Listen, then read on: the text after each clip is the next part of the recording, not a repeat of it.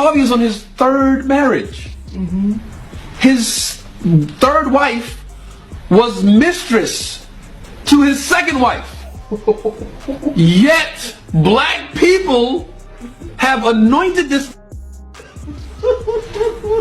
the oracle when it comes to black dating. I know, it's ridiculous. And here's something Tony Rock forgot to mention about Steve Harvey. His second wife was the mistress to his first wife, Marsha, and he straight up abandoned his first wife with 3 children. Child, I have all the messy details. So Marsha met Steve Harvey at a mutual friends reception party when Steve worked as an insurance salesman, and the two hit it off immediately. He then married Marsha in 1981 on Valentine's Day, and they welcomed twin daughters Brandy and Carly in 1982. Let's just say that Marsha probably didn't take enough time to know Steve deeply because homeboy put her through hell. The thing is, when he was working as an insurance salesman, he was good, but when the money started coming in, he became a totally different man. Steve won the $50 first prize during his first shot of performing, and soon after, his true colors started to show. First of all, while his days were spent working, his nights were spent at comedy clubs, honing his craft, while Marsha stayed home with the children. He just started spending less and less time with them and eventually decided that his career was more important than his family. However, even though their marriage was pretty rocky by that time, Marsha and Steve Harvey had a son, Broderick Harvey Jr., but just like the twins, Broderick never had a relationship with his father, and it's something he even admitted really affected him. I didn't really have my dad full-time into my life until I was 16. Well, it was only a matter of time before Marsha decided that enough was enough, and in 1994 they got a divorce, and Marsha was left to raise their 13-year-old daughters and 2-year-old son alone, and Steve even refused to pay child support. And that's not all, because Steve also cheated on Marsha a couple of times. In fact, he began seeing and living with his second wife, Mary Lee, way before legally divorcing Marsha. Trust karma to work full-time, because Mary also suffered the same fate when Steve started seeing Marjorie when he was still with her, and just like Marsha, Mary was abandoned.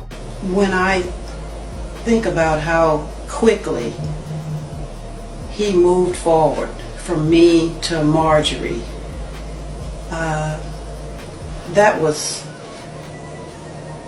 disturbing. Apparently, at one point, Marjorie even called the family's house on their private, unlisted number, and when Mary picked up, she pretended to check up on her application to work at Steve's suit company. And that was one of the things that confirmed that Steve was cheating and the marriage was hanging on a thread. With all the emails and the text messages and the different things that I was finding out about, I thought the least that he could do, make me whole at the end of it.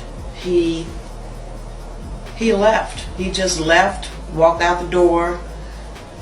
Once he realized that I was going to divorce him, he walked out the door, went right to New York, to our apartment that we had there, which I never got to see, by the way, and then she joined him there. Clearly, one thing Mary had in common with the first wife is that she was abandoned by Steve. She actually said that after the divorce from Steve, she was cut off from the lifestyle that she lived, while Steve and even the designers that once begged her to wear their fashions no longer answered her phone calls. At one point, she even dropped a couple of YouTube videos exposing the heck out of Steve and even accused Steve and Marjorie of kidnapping her son. He took my Winton from me. He turned my son against me. And just so you understand that Steve never had the best intention for his first wife, Marsha, he admitted that he first saw Marjorie at a Memphis comedy club in 1987. Apparently, Marjorie walked in late while he was performing his set, and he addressed her with some very memorable words. She came down front with her girlfriend. When I saw her, I quit breathing. Now, in 1987, Steve was still very much married to Marsha, but do you know what he said to Marjorie? He finally realized, okay, I gotta say something. He was like, oh, I'm sorry.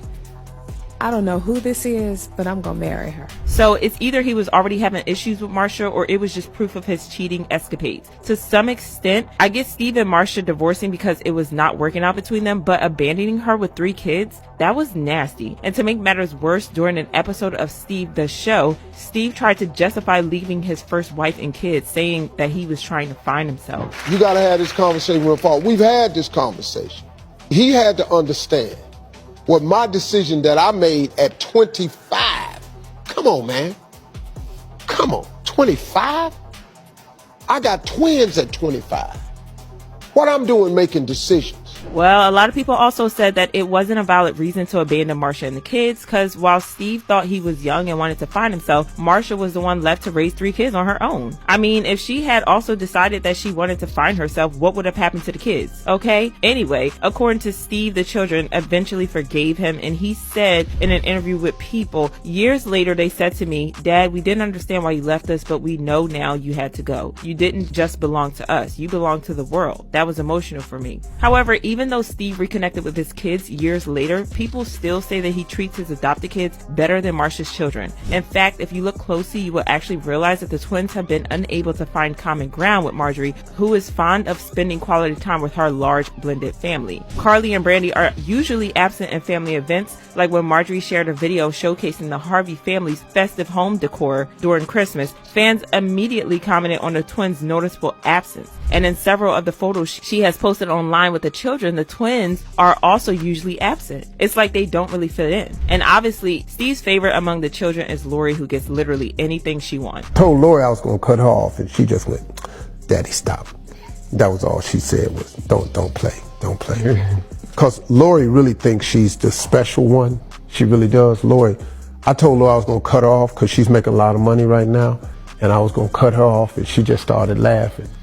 And then she said, "Well, and you're not going to speak to me anymore?" I said, "Yeah, I'll still talk to you." According to a source, there was even some jealousy lingering amongst the siblings over Lori, who has been taking the spotlight with everything. The source said Steve's got 4 biological kids with 2 previous wives and 3 stepkids with Marjorie. They're driving him crazy. He did the right thing adopting Marjorie's kids and loves them like his own, but there's a lot of dissension among the blended Harvey clan. Apparently, Steve's way of handling the feud has always been to throw money at them, buy them gifts, or just go into another room to smoke cigars. Anyway, regardless of how Steve treats his kids right now, to the twins, Marcia remains a superhero, as they always give shout outs like this, where Carly wrote, "I'll always love my mama. She's my favorite girl. My first teacher, my healer when I was hurt, my counselor when I was troubled, and my biggest cheerleader when I needed a push. You are the finest example of class, sophistication, dedication, and sacrifice. You showed me confidence, and if I ever felt defeated by the world, I called you and you built me back up so I could fight another day. You always spoke life into me." For her part, Marcia has really kept her life private and stayed out of the spotlight, but maybe it's because she doesn't want to revisit everything that she's been through when she was with Steve. But I'd love to know your thoughts on Steve abandoning Marcia and the kids to go find himself, only to reconnect with them when he has millions. Do you think it was fair for him? Let me know your thoughts in the comment section below. Also, just a side note, what is Steve's obsession with women whose names start with Mar? Did you notice that too? You know, I figured out why Steve Harvey caters to women. I think I figured this out. It's because after Kings of Comedy Tour, they made my like 50 million a piece, somewhere around there, on that whole Kings of Comedy Tour back in the early mid-90s. But after that tour was over, even Steve Harvey said he only had $1,700 in his bank account because he got a divorce from his second wife. Now, of course, he had to rebuild his wealth all over again. But I think that's why he caters to women. He don't want to lose that money. And now he figured out a better way is by telling them what they want to hear. See, this man here couldn't even keep his own family together. He spends more time and attention to Marjorie's kids versus his own kids. This man cheated on his first wife with his second wife, cheated on his second wife with his third wife. And as you saw in that little clip earlier, his own goddamn kids say, his son, said that he didn't even know his dad until he was 16. But women love this kind of man. Women love this kind of man. Now tell me what's wrong with this picture. They love a man telling them that it ain't their fault, it's somebody else's fault. But they love it when a man is told he needs to do better. Huh? See, they love it on the one side, but not the other side. You see what I'm saying?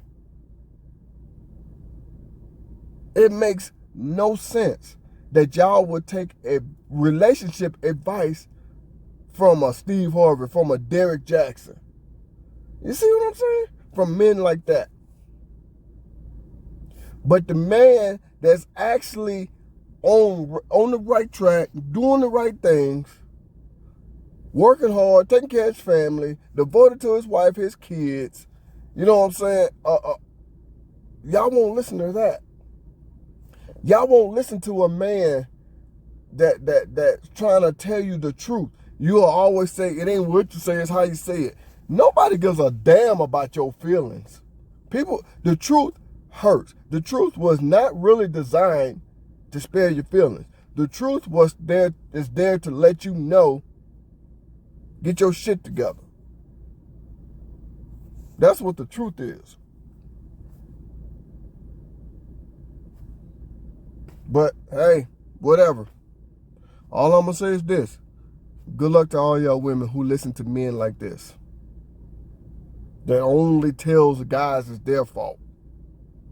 Don't tell women it's their fault at all on anything they do.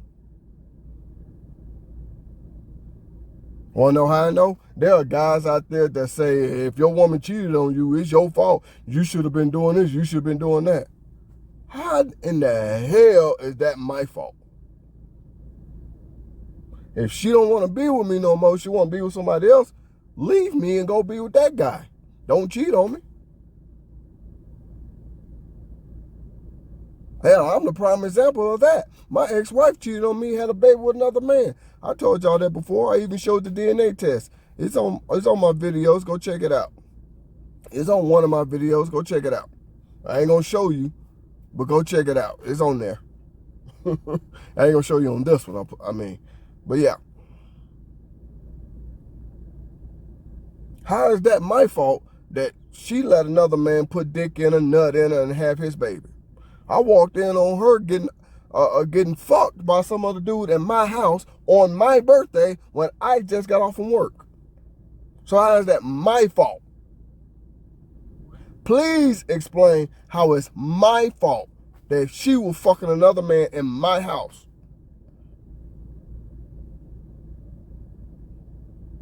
Oh, but if I don't feel loved or wanted by her, and then let's just say if I was to step out, I'm a horrible person. But if she don't feel loved or wanted by me and she steps out, well, he should have been doing this, he should have been doing that.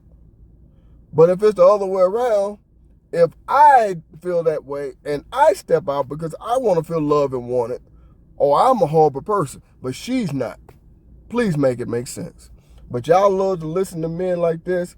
Good luck to all y'all ladies in the future.